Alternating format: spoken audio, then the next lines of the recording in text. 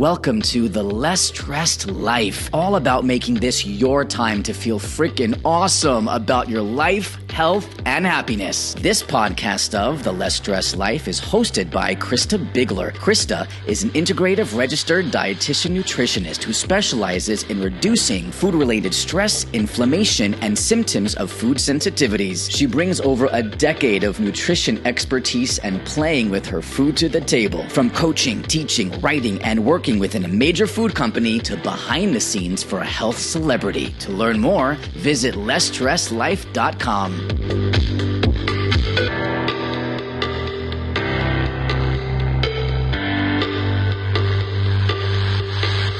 This is a treat because I am going to learn so much, and I hope that you do too. Today we have Marc Azoulay, who is a neurotherapist, I believe, and he can correct me in a minute here about exactly what his title is and what that is. But I love the bio he provided. He says, operating out of Boulder, Colorado, Marc Azoulay is a therapist, coach, entrepreneur, and a goddamn hype machine.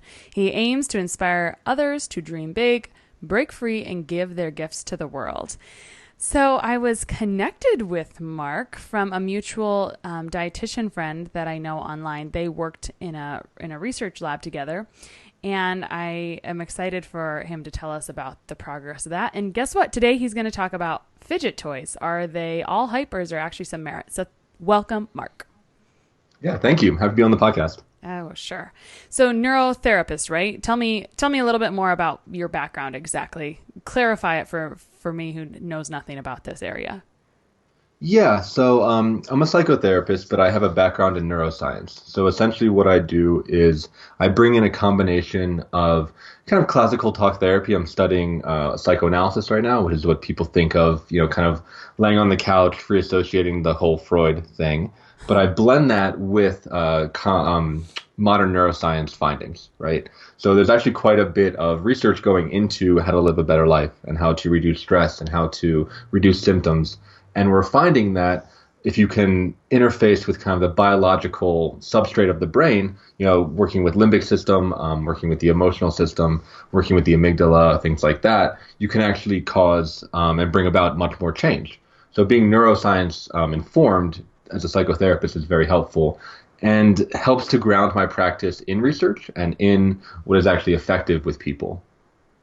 Interesting. You said some things that make a lot of questions for me, but I'm going to save them till the end. So we met through a fellow RD connection. You guys did research together, and I was just asking you about that. It was mindfulness-based. Well, actually, it's a mouthful. Why don't you tell me what you guys did and what the results were? Because I thought it was really interesting. Sure. Yeah. So we were, I worked with Erica Julesen, and we were studying mindfulness-based stress reduction. So essentially what that is it's a curriculum that was developed, I think in Massachusetts, and it's a series of sessions where the participants go through and they learn about mindfulness skills as it applies to stress reduction. So things like, breathing techniques, things like being aware of their emotions, things like being able to name and write about their internal experience. And there's also a big community aspect as well. So they're kind of talking to each other about their experiences, about what stresses them out, about what they use to cope. And we were studying how that actually impacts their brain, right? So there's one thing, and this will be kind of a theme throughout the podcast, is there is the biological effects, right, that you can view by putting someone in fMRI or by doing certain cognitive tasks. And then there are the subjective effects, which, you give people a survey and you see, how they're rating their experience. And up until pretty much we started doing our research, we knew that mindfulness had a lot of subjective effects, right? So people reported feeling less stressed, right? They reported feeling more calm. They reported feeling more present.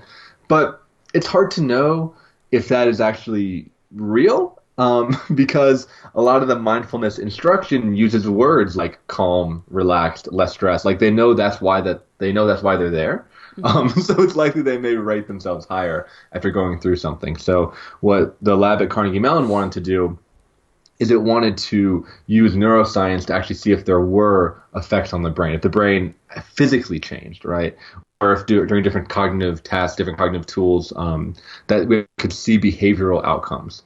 And, the way science works is the more hard evidence along those lines you can get, the more you can promote a certain type of methodology. And our professor was very interested in mindfulness and making that more accessible, in school settings. So very specifically, you stressed people out by asking them math questions in a very demeaning way. That's what you said, right? Yes. So essentially, that's something that people always find very interesting. There is a research methodology called the Trier Social Stress Task. And essentially, it is a way that has been clinically proven to stress people out. And my job was to deliver this task to people. And it includes two components. The first is that you ask the participant to show up for an interview, but they don't know it's an interview, right? So you're like, surprise, this interview, we're going to interview you for a research assistant task. And as they are giving you this interview, you pretty much just stare at them and just like nod your head no and give them kind of blasé and disapproving feedback. And this goes on for like 5 minutes, right? It's like very long. And then the second test, awful for someone else and hilarious for you. Yeah, it's awful. I mean, it guaranteed raises up your cortisol and stress levels like immediately. And the second one is the math one, where it's always something absurd. It's like, count backwards from 13,083 by 13s. And if they mess up, they have to start over. So, and you continue to have this kind of like stern, disapproving look at them. And that goes on for 5 minutes. Yeah, it's really, really bad. So after 10 minutes of that, people are sufficiently stressed out. And then you can monitor how much stressed they are because we're doing things like monitoring their heart rate. Later on, we were taking saliva samples to check out their cortisol and their adrenaline. Oh, cool. Some people take blood samples. Some people put them actually in an fMRI while they're doing this to see how their brain reacts to stress. And what we did is we had them meditate before that and see if the meditation exercise helped to insulate them from the stress effect. And it did. It did. So we did see a clinical significant reduction of stress, and we also saw faster cool down. So if they meditated afterwards, their levels would go back down to normal faster than if they just did a distracting task or if they left and came back later. Oh, that's so interesting. And effective. And I want to interview someone about meditation specifically because I've been noticing a theme, very common, like people that I would maybe look up to, people who are really successful. I started podcasting by looking at Pat Flynn and getting his mentorship, but he talked about his own friends, other podcasters, and how there's a very common theme. I guess let me back up for a second. I saw a presentation Pat gave, and he showed a picture of his office. And one of the things that stuck out to me about the presentation was the picture of his office because he had a meditation space that he'd implemented because it's a game changing. And apparently I need to do this. I've been thinking about getting a couch actually. So maybe we should do some work on this. Was meditation the only intervention you guys did for reducing stress in that test? Yes. So for that particular experiment, that's all we did. And that lab was focused mainly on mindfulness meditation. So, in science, you try and narrow down the variables as much as possible. Mm-hmm. So we were trying to do that. With some of the bigger tests, like one of the biggest experiments we did is that we put them in a retreat. So we actually did a retreat for 7 days with the homeless population of Pittsburgh. And that had incredible results. Like it had really amazing both subjective and objective results.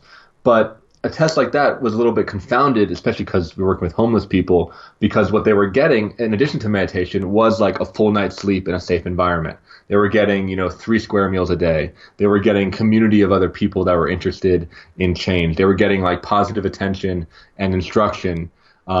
So for those results, it was tough to really know how much effect the meditation actually had because there were so many other variables at play.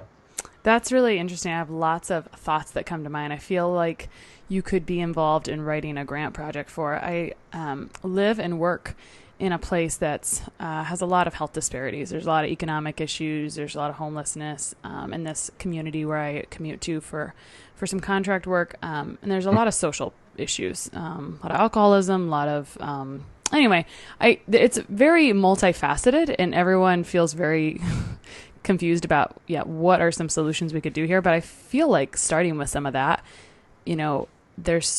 that's huge. I think that's something that people would take for granted. And so it's awesome that there's research out there to kind of substantiate that if people wanted to move forward with programs like that. So I know exactly who I'm going to be sharing this podcast with afterwards. Great.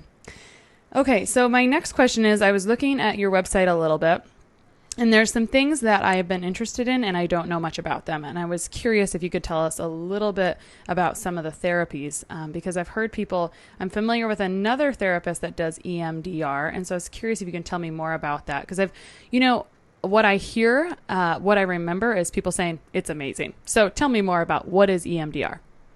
Yeah, totally. So EMDR stands for Eye Movement Desensitization and Reprocessing. And this is something that was developed in Seattle about 30 years ago at one of the universities there, and has grown, really exploded into popularity because of its incredible effectiveness with PTSD. So there's kind of this thing, you probably use it in your field too. There's no such thing as a quick fix, right? There's no such thing that'll just like cure something. Right. But I'll tell you, EMDR cures PTSD. And being a research-based person, I don't like saying things like that, but it has an over 80% cure rate for trauma, which is insane. Like nothing has that kind of effectiveness. And it's been really blowing up because of a lot of the veterans, especially coming back from the wars in the Middle East, which is a lot of them have this PTSD because, there was no boundaries in the frame of war, right? Like anything could be an enemy at any time. So a ton of money has been going into EMDR. And essentially what it does is it works to let me restart here. Essentially what trauma is it is the brain thinking that the past is happening in the present, right? So for instance, with a veteran, if they're afraid of, a helicopter, what happened is when they're in the war field, right? There is a helicopter, and when they hear a helicopter noise, next thing that happens is, bombs or napalm, or they have to run for cover, or they're getting shot at. So what the brain's going to do is going to associate the helicopter rotor blades with the fight or flight response. So when they come back to the world and they hear a helicopter, their body is just going to trigger them to, duck and cover, duck and hide. It's bringing a past experience into the present. So what EMDR helps to do, does very effectively, is actually separate out the past and the present. And the way that it does that is by using what's called the orienting function of the brain. So it uses two types of methodologies. The first is literally taking your hands and waving it in front of their face, right? And the second is having these two buzzers that they hold in either hand and vibrating. So you can think of it as, you think of classical hypnosis, the idea of like the pendulum moving back and forth. And when the brain is asked to track that, so when you're asked to follow, the pendulum moving back and forth, it actually takes quite a bit of mental energy because you have to constantly track something in real time and you have to track something in the present. While the person is doing that, you're then asking them to think about the past and to bring up these old feelings and these old traumas. And what it does is it actually, creates these like parallel processes in the brain where the present, the person's feeling safe, there's good rapport with the therapist, they're in a nice safe therapy room, they're feeling feelings of being like calm, but their emotional experience is going through this really intense old traumatic situation. And the trauma and the memories in their body can then kind of rest in the past. It can then be kind of like intertwined or interweaved is kind of how it's thought with those feelings of safety. That's interesting. Does that make sense? Well, yeah. I'm sitting here thinking that now I know how people feel when I'm talking about something that's so familiar to me, and yet it's the first time I've really ever heard about it, and I'm trying to process it all like, interesting. So what does that look like in person? Can you do EMDR virtually? Because I feel like I know some therapists that do that, but I'm not sure. I don't like to. Some people do. And the reason that I don't like to is that there's EMDR, there's a lot of nuance that goes with it. So something that can happen with EMDR is when people are in the state, they may twitch and they may like make these micro movements. And so far we don't really know what the biological correlate to those are, but those seem to result in relief for people. So when somebody is talking about their experience, I need to be able to watch their whole body and do things to encourage those movements. So I'm not touching them, but I'm saying things like, that's great, just let it move out. That's the work, you're doing really well, because people can get very self-conscious about twitching on the couch. So my job is to make them feel safe while they're going through this pretty physical reaction. So I don't like doing it over therapy, just because I don't get a full sense of the person and what they're going through. Well, I might be able to convince you otherwise just to try this out. Because remember, I live in the middle of nowhere, and Right. so we might have to have a discussion about this. I'm just curious. So, okay, I am starting to visualize kind of a little bit what happens. Interesting. Yeah, I'm still processing it. I'm going to go back and listen to the podcast again. But moving on, tell me more about, you do another therapy. Well, you do lots of things, but you do another one called Dialectical Behavior Therapy. What is that? And how is that? Yes. That's not even the same at all. That's completely different. Yeah. So Dialectical Behavior Therapy, known as DBT, that was popularized in the late 90s for a condition known as borderline personality disorder. And what borderline personality disorder is, there's a lot there, but essentially it is a person who does not have a sense of self and is doing like a lot of pleasing behavior and is very confused about who they are in the world. As such, they have extreme emotions. They can manifest as being very afraid of abandonment, very like obsessive with other people, can be kind of needy, kind of clingy. But their experience is very confused and very it's sad, and it's people that I really sympathize with. They often don't know who they are. They often don't know how to cope with the world around them. I was going to say, doesn't everyone have a little bit of that? But this is more extreme, right? This is when it's pretty, well, just extreme. Everyone has a little bit of that. I mean, so that's the great thing about mental illness, is that we all have it, right? You can think that's why people can be very afraid of it. But everybody has that kind of putting on a face around other people. But imagine that to the, disorder level, right? Where the person does so much of that, they don't even know who they are anymore. And they have this very visceral sense of no self. So just like kind of the clinical extreme of that behavior, which everybody has. So what DBT is it is a curriculum. It's also research-based. It's heavily research-based that gives people coping skills and gives people community. So I'm a big group psychotherapy guy. And I think the community really is the part that heals, to be honest, of people that also have this experience. But the coping skills are very helpful, and it focuses on 4 things, which I'll just mention briefly. We don't have to go into as much, but they are mindfulness is number 1. So that you can see the through line right there. There is something called emotional regulation. So skills on how to bring your state up and down as needed. Interpersonal effectiveness, so literally how to have a conversation and how to have an argument with somebody, how to get what you want. And the last one is distress tolerance. So when you're really, really activated and you're really freaking out, people with borderline personality disorder often self-harm. So they may cut or they may use substances to a dangerous extent. So distress tolerance skills are to bring them back down into baseline. How to win an argument. That's what I heard out of that. Just joking. Yeah. Is it hard? Do you ever internalize? So I did a podcast interview last week that won't be published till October, but it was kind of about how we take on other people's emotions a little bit. It was a little bit of a theme in it, and we just kind of unintentionally do it. We take on all people's problems. How do you disconnect from this work at the end of the day? So I actually work to process through. That definitely happens. And the primary way that I work, which is through psychoanalysis, is there's a lot of that. And what that's called in the field is transference. So I can feel people's emotions. They transfer their emotions and their projections onto me. That's a whole nother podcast right there. But what I do is I am in so many self-care things. So I have my own personal therapist. I have a private yoga teacher. I have a dietitian. I have a physical therapist. I have a group therapist. I have a supervisor, and I'm part of a fair number of professional groups and like group text messages and things. So I really insulate. Like literally, I'll tell you, all my money goes towards supporting my job because it's really, really, really hard.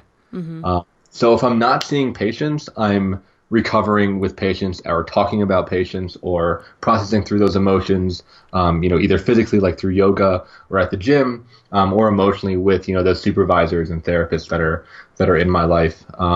And I'm pretty strict about it. I think like that's what it takes. Like if you really want to be good at a job like this, and I think it's one of the weirdest jobs out there. If you really want to be good, you need to have your team in place.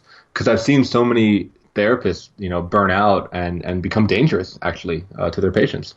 because they're acting from a place of, compassion fatigue and not from, a place of clinical like excellence. Yeah, I think that's a great point. And I've probably mentioned this before on the podcast. I was at a conference and just this line really struck me. The person giving the conference was very well known, very, a celebrity of sorts. And she just said, smart people get therapy. And I think absolutely, because you cannot bottle all these things up. And I love that you just told us about your team, because I feel that way a lot.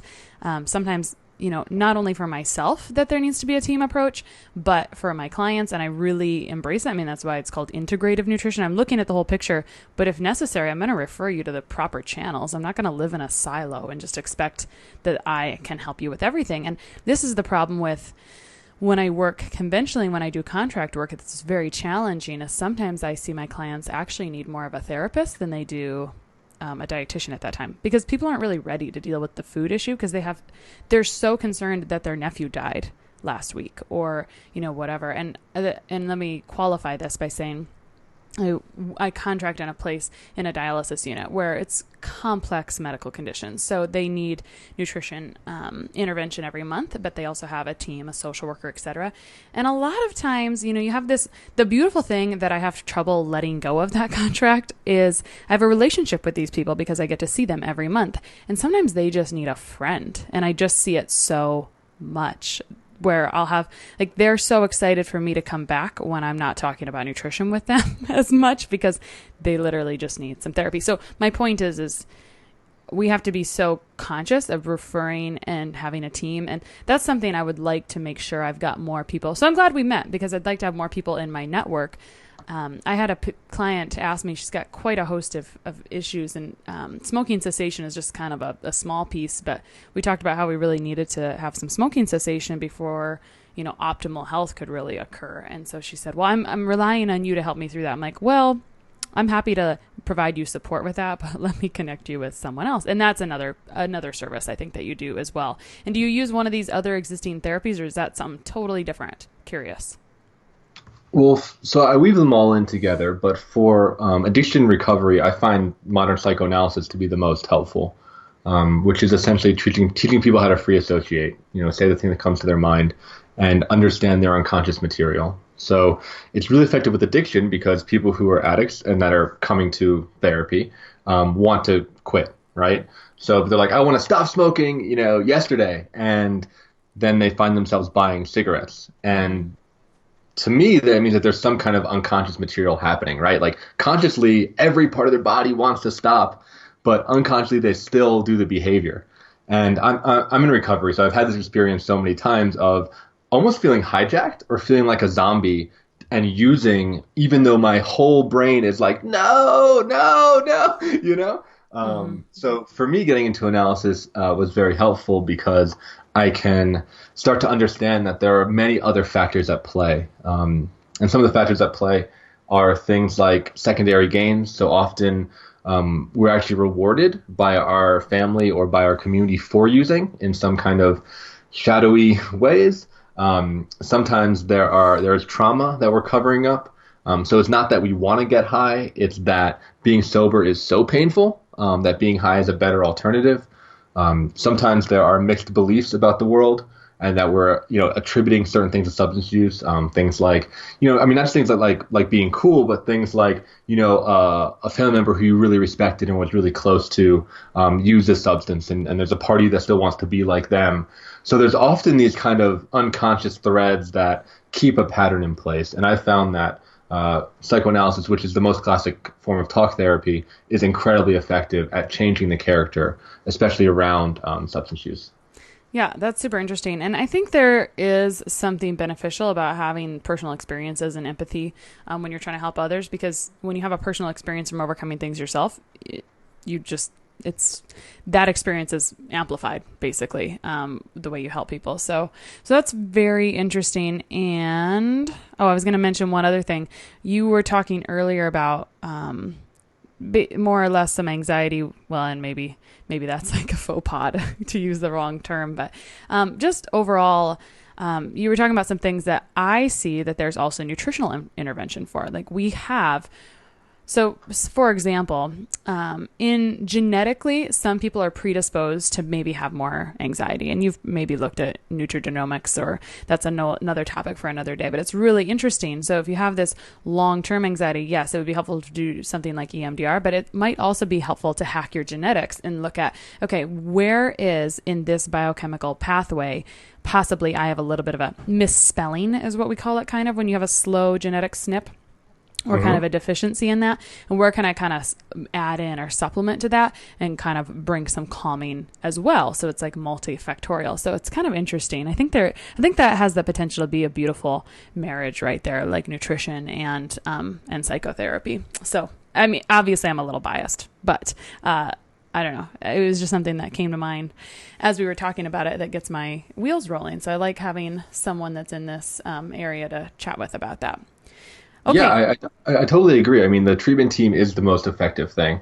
And like, not only because it works through all these different modalities, but I think really, like I said, I'm a big group person. So like the idea that someone is supported by a team and getting that attention and getting that love, like that is a factor not to be ignored, you know? That factor can be incredibly healing. And sometimes that can actually be the pivot point if somebody feels supported by a group of professionals that care about them and that give them, you know, their best effort. There's a lot to be said for that. Yeah, this is super interesting. We could have definitely divided this into 2 podcasts.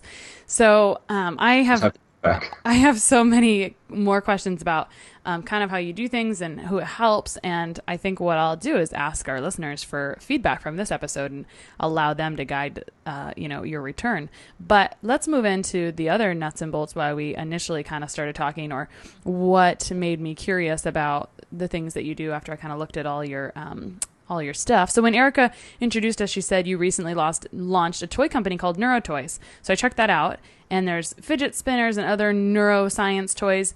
And I just want to know why. What's the story behind that and the inspiration? Yeah, totally. So I had the experience that maybe you or some of your listeners have had, where you just see these things everywhere. And I was like, what is this? What are these things? And I asked around, you know, I'm connected in the therapy community out here in Colorado, and some people were really for them. Some people, were really against them. Like, for whatever reason, this like little triangle fidget spinner is an incredibly polarizing topic right now. Like, people got all kinds of opinions about it. So I wanted to get in and understand really what was going on with that. And what I hope to do in the market is, because people were making a lot of really intense claims, right? Of saying like, this cures ADHD, and this is like, you know, the miracle cure for autism, and this is like, you know, they should be in every classroom, they should be in every waiting room, and they should be everywhere. And I want to, being a researcher, figure out what the deal was with this. So I did some research, which I guess we'll talk about in a little bit, and found middling results. There's not a lot of real research out there on them quite yet, because it's still pretty new. But there is some. And they find that, similar to what I was saying about meditation, is there's a lot of subjective decrease in symptoms. So people report that it makes them more focused and makes them more calm. But actually behaviorally, and I didn't find any neuroscience research yet, but behaviorally it doesn't seem to have any effect at all. But people report being more calm. And as a therapist, we get really interested in people's subjective experience, right? That's kind of my wheelhouse, is people's perception of the world. So with Neurotoys, I aim to create a store that is curated by therapists. So I'm going around, and I'm in the process right now of soliciting people who I know, people who are, big names in the field, to review these toys, test them out, run little experiments, and let me know which ones work for them and work for their patients. Because there's so much out there, and none of it is through this therapeutic lens, right? None of it is actually validated, verified, or founded in anything. So what I hope for Neurotoys to be is to actually be kind of like, the researcher's store for fidget spinners. So we want everything on there to be proven, tested, and backed up by somebody who is in the therapeutic field, somebody who knows what they're talking about. Interesting. So what are some things besides fidget spinners that are on Neurotoys? Yeah, so fidget spinners, anxiety relief, things like stress balls, things like massage blankets, the Theracane, if you know what that is. That's kind of one area of stress reduction. We also have a category called brain development, which includes Montessori school approved toys for kids. So Montessori school has actually done quite a bit of research and quite a bit of testimonials around a lot of these toys. So we found their distributors, found their suppliers, and we're stocking those toys. So for helping like developing brains kind of get smarter. We also have a category called emotional support, which are essentially a bunch of stuffed animals. But those are very helpful for kids, especially on the spectrum, who often need something to squeeze or to hug. And then lastly, we have play therapy supplies. So play therapy is a whole different methodology of therapy. I did a little bit at my internship, but really one of my business partners is a specialist in that. And these toys are things that play therapists can use in order to do that type of work. And that type of work really quickly is essentially if you look at a kid, typically between ages like 3 and around 7, the way that they play, like the games that they make up around their world are coming from their brain, right? So if you have a kid that is abused and you give them like a dollhouse, they will actually enact the abuse with the dolls. Like they'll just do that because that's what is on their brain. So a play therapist can, using these supplies, and it's like dollhouses and action figures and cards and stuff like that, can set up a play environment and do interventions through play and actually help the child to process their emotions and to talk about their emotions using the toys. Because kids can't really talk about themselves quite yet. The brain isn't there, but they can project their world onto like a set of Legos or onto like a dollhouse or, a bunch of animals. That's really interesting. It's adorable when what's on their brain is cute and, whatever. And it's really sad when it's not and there's abuse in the situation. And I think that's one of those things I just flash back to my daughter being in pre-K last year where they had playtime.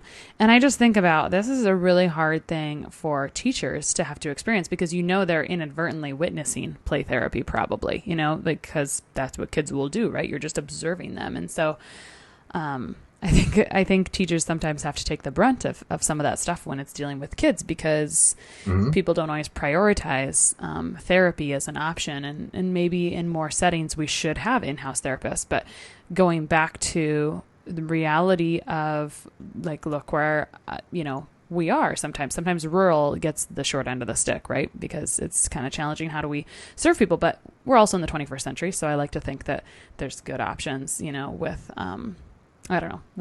with technology and stuff as well. So as I'm thinking about your toy company and what you say is going on, you're curating it from therapists and you're doing many experiments. I love that. And what it reminds me of, like the potential reminds me of, as I drink my chaga mushroom tea. Basically this website that I buy, it's actually hot cocoa, I think. I buy this. I love these mushrooms that have different benefits like lion's mane, chaga, whatever. They really get you in the zone. Anyway, on their website, they have little modules that'll teach you about each type of mushroom and the background and the research. And so I see that potential on your website at some point as you do that, because I feel like that's once I know the benefit of something, then I'm like, sure, I'll get that. So I feel like that's the potential direction for your neuro toys because you're already collecting that data. And so I'll be curious to see where you go with that.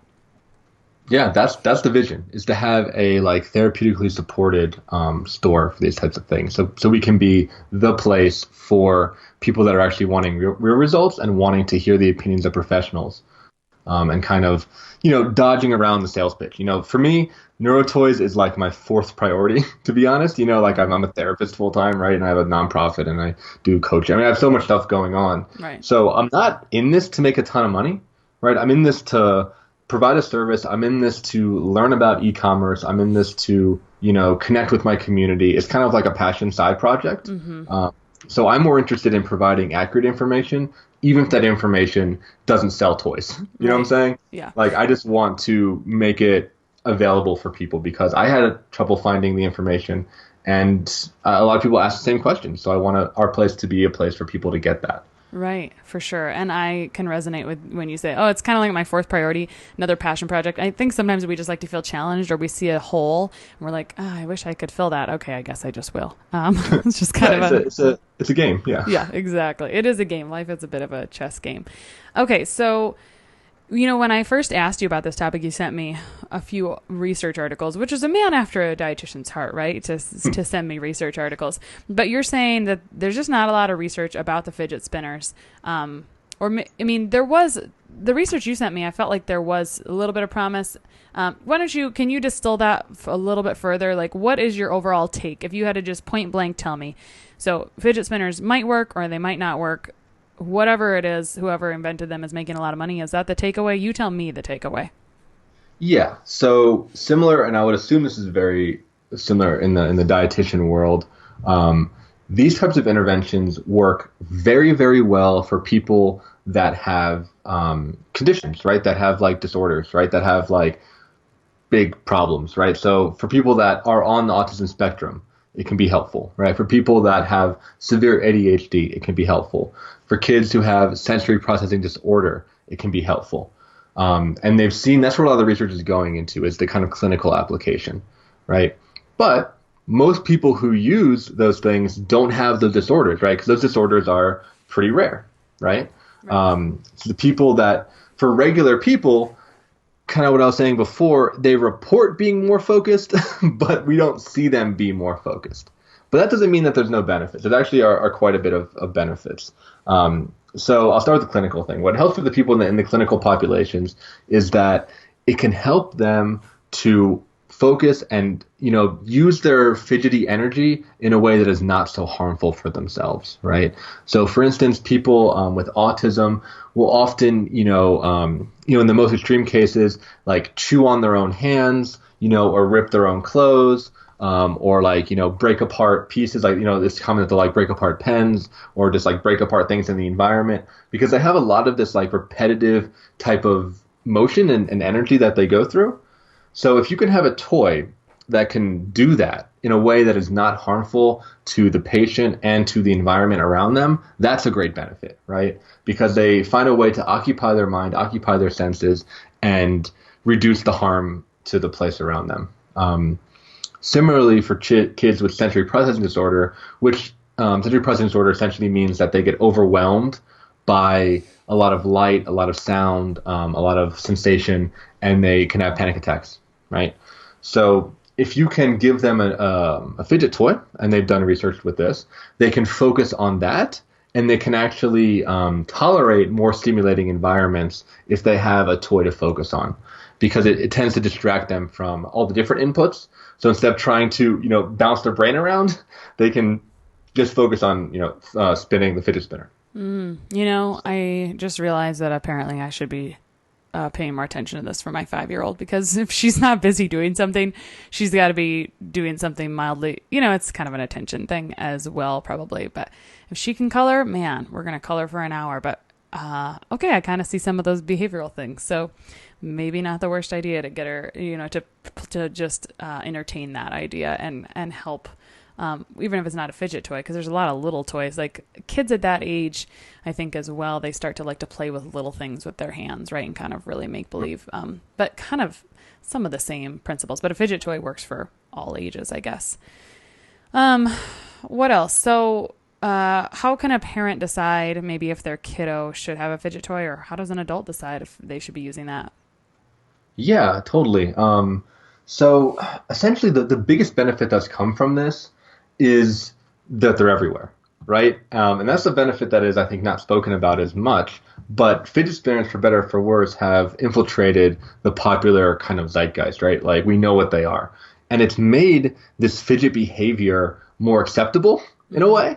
So if you're a person that is just fidgety, if you get anxious, I actually have one that I used for podcasts sometimes because my hands are moving around a lot, right? And sometimes I find myself clicking a pen a lot, or twirling something in my hands. So having fidget toys is helpful for me because it just gives me something to do that is more controllable, right? And something that is more acceptable.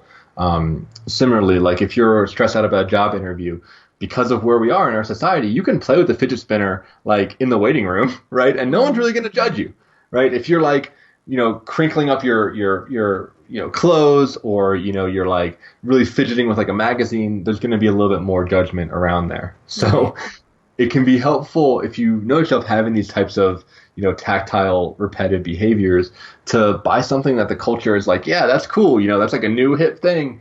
So that's the thing. It's not going to cure you of your anxiety, but it's going to let you express it and cope with it in a way that is more accepted by the culture right now. And I think that's a really important thing. I think that's a really important thing, especially for the people in the clinical populations, because it means that their disorders are getting more attention, which is always a good thing.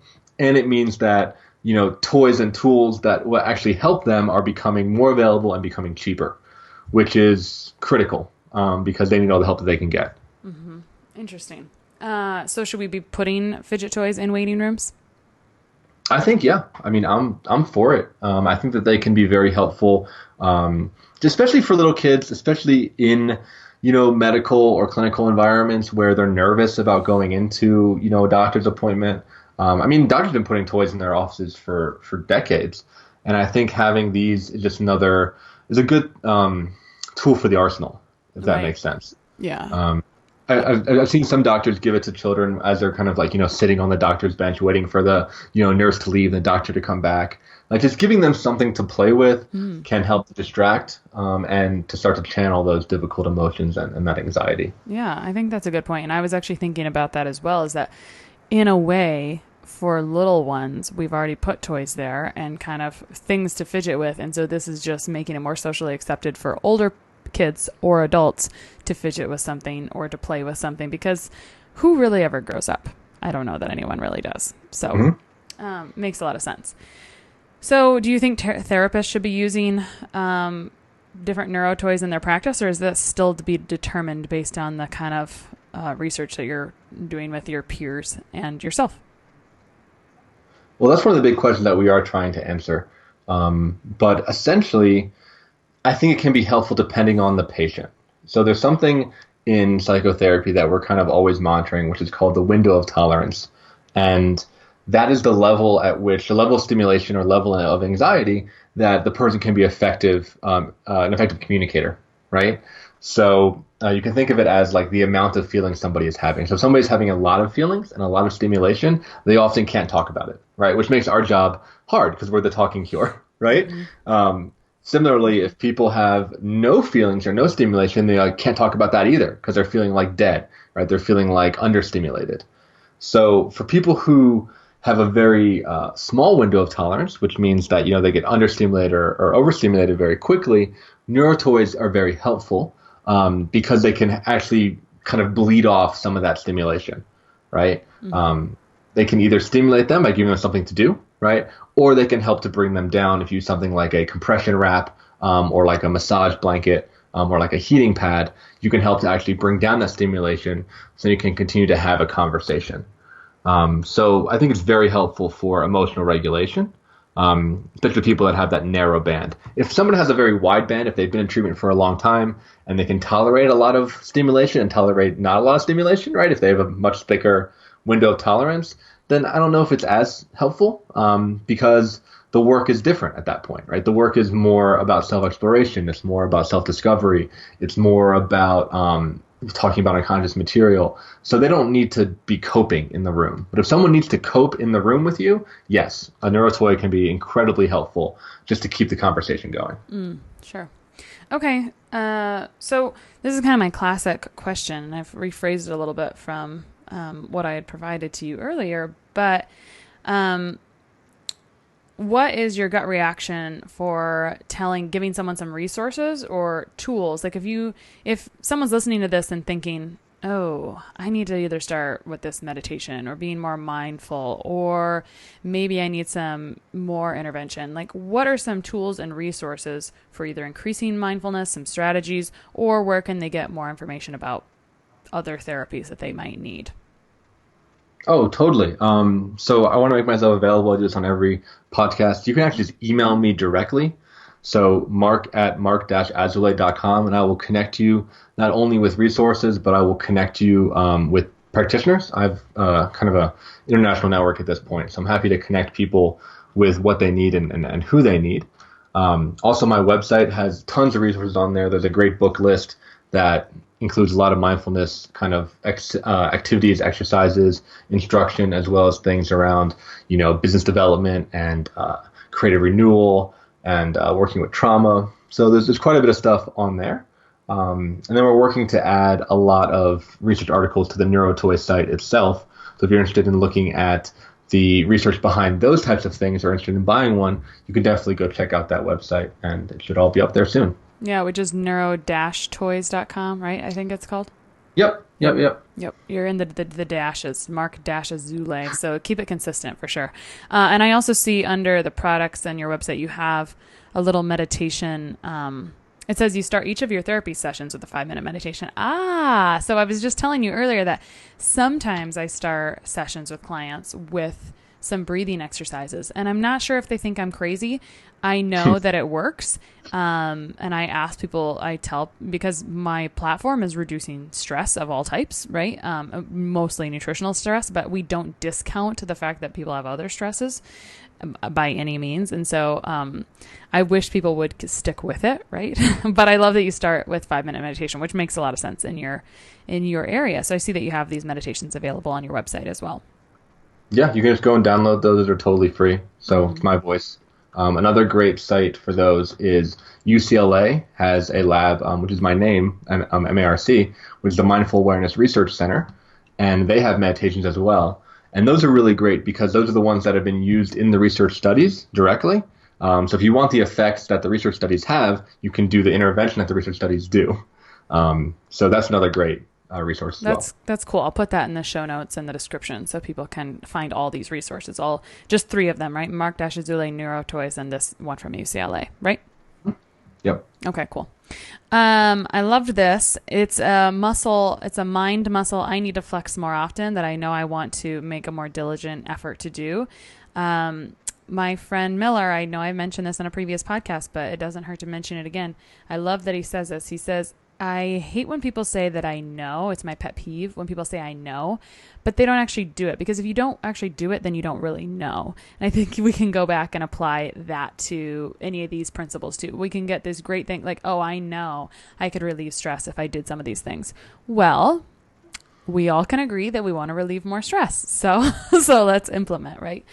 So thank you so much. I think we got your contact details about where people can find you, marc-azoulay.com, or they can just email you if they need resources. Thank you so much for coming on. My mind is reeling about other topics. It'd be so fun to kind of, when we're running experiments, there's specific nutrients that are deficient in people that have certain anxiety, or, maybe inositazole or vitamin B6, or it'd be fun to look at those patterns. And a lot of my clients, when they say they have anxiety, depression, et cetera, it's not a surprise to me because I work in gut health. And when your gut's not working optimally and hormones aren't being produced properly, then it makes a lot of sense for you to have those issues. But it'd be fun to do some experimental work with that. So it'll be another conversation for another day. I appreciate all the knowledge that you dropped on the audience today. I learned a ton. I'm going to have to go back and listen again. And please, if you guys have questions, if this triggered all kinds of questions, make sure to send them to us, hello@lessstressedlife.com, because we'd love to have Marc back and tell us some more. Great. Thank you. It's been a pleasure to be on the podcast. Yeah, for sure. Okay. Have a great day.